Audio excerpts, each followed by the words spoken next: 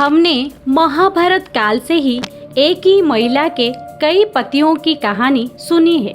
द्रौपदी ने 5 पांडवों से शादी की थी और हम अभी तक उसके बारे में बात करते हैं। पर क्या आपको पता है कि ऐसी प्रथा आज भी एक जगह कॉमन मानी जाती है। हाल ही में जब महाराष्ट्र में एक ही युवक से 2 जुड़वा बहनों की शादी की बात सामने आई तो बहुत विवाद हुआ।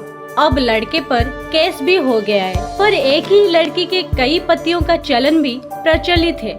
कुछ सालों पहले तक हिमाचल और अरुणाचल प्रदेश के कुछ हिस्सों में इससे जुड़ी खबरें आती थी। किन्नौर जिले में बहुपति विवाह प्रचलित थे, लेकिन लगभग 1 दशक से इस प्रथा में कमी आई है।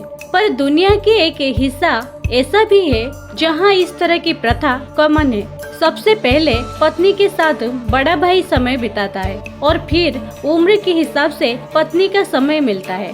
हम बात कर रहे हैं तिब्बत की, जहां पर इस प्रथा को अभी भी निभाया जाता है। हालांकि ऐसे परिवार अब कम बचे हैं जहां पर इस तरह की प्रथा चल रही है, लेकिन फिर भी ऐसा नहीं है कि ये हो नहीं रहा है। मेल्विन सी गोल्डस्टेन एक अमेरिकी सोशलिस्ट और तिब्बत स्कॉलर है। उन्होंने अपने लेख में लिखा है कि फ्रैटर्नल पॉलिएंड्री तिब्बत में बहुत कॉमन है, जहां 2, 3, 4 भाई मिलकर एक ही पत्नी के साथ रहते हैं। सभी के बच्चे भी एक साथ ही होते हैं और कौन किसका पिता है कई बार इसके बारे में पता भी नहीं होता है। ये पुराने जमाने में काफी प्रचलित था, लेकिन अब ये ना के बराबर दिखने को मिलता है। तिब्बत में सबसे बड़ा भाई एक लड़की से शादी करता है और उसके बाद बचे हुए भाइयों की साझा पत्नी मान ली जाती है। वैसे ये अब बदल रहा है, लेकिन अभी भी बिना माता पिता की मर्जी के शादियों नहीं होती है। वैसे इसे लेकर अलग अलग कारण बताए जाते हैं,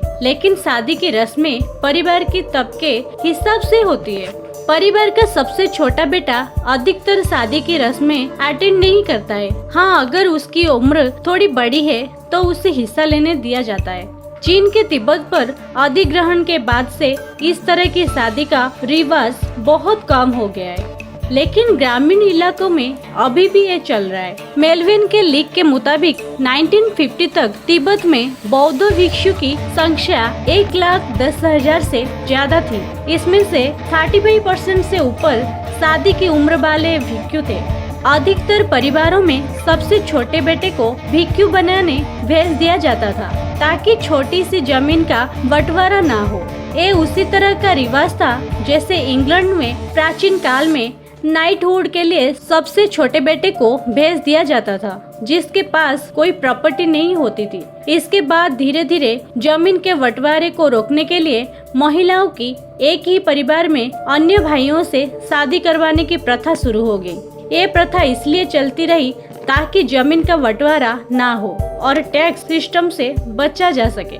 तिब्बत में इस तरह की प्रथा को 1959 से 1960 में कानूनी तौर पर बंद करने के आदेश चीन द्वारा दिए गए थे, लेकिन अभी भी यहाँ चल रहा है। यहाँ सभी बच्चों को एक ही तरह से ट्रीट किया जाता है, भले ही उनके बायोलॉजिकल पिता के बारे में पता हो या ना हो।